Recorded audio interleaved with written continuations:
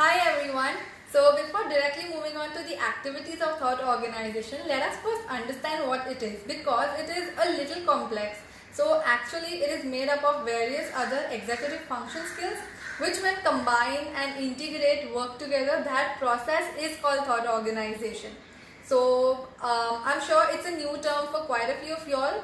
But because you all might have not worked on thought organization directly. However, I'm sure you all must have worked on sequencing skills, categorization skills. So why exactly were you all working on that? These two are the two major components of thought organization. There are a few other skills also which are required, which I'll explain by giving you an example so it's easier to understand. Let's take the most commonly used pretend play, that is making tea. Okay, so if I am asked to make tea, what's gonna be my thought process? Firstly, I'm gonna plan. I will plan on how to make my tea using water or using milk. I'm gonna categorize my requirements. I need ingredients, I need vessels. I'm gonna sequence my steps on how to make the tea.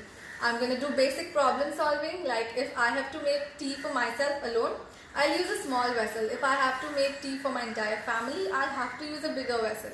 I'm going to associate it with my past experiences and memories.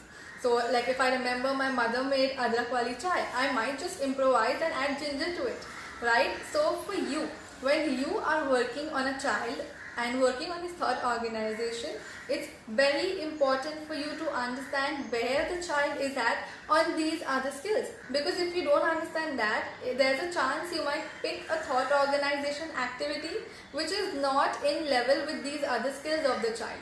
And the child might experience failure and you will not really achieve a goal, right? So for this particular case, the particular question, we reached out to the person who has asked it to understand where the child is at on these other skills.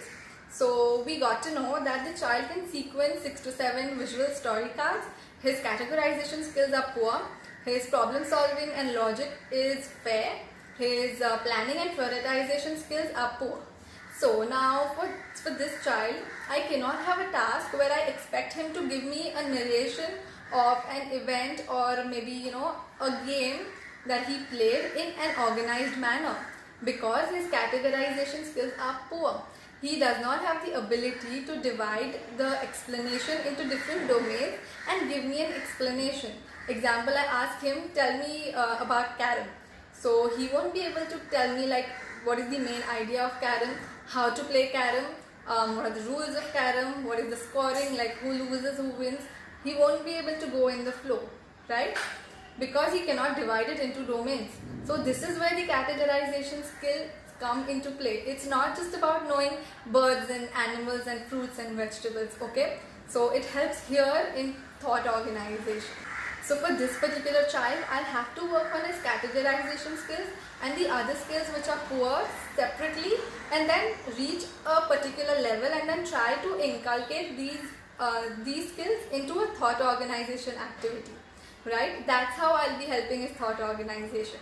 So for the activities part of it, what we have done is we've mentioned a few activities and we have mentioned the skills that are being targeted in them. So what you can do is pick that activity, understand which skills are being targeted, understand where your child is at on those skills, and then you can level up the activity or level down the activity based on that. And we've mentioned only a few, so you can always do a permutation combination of these other skills and then create your own activity. I really hope this video helped you all learned something. So thank you.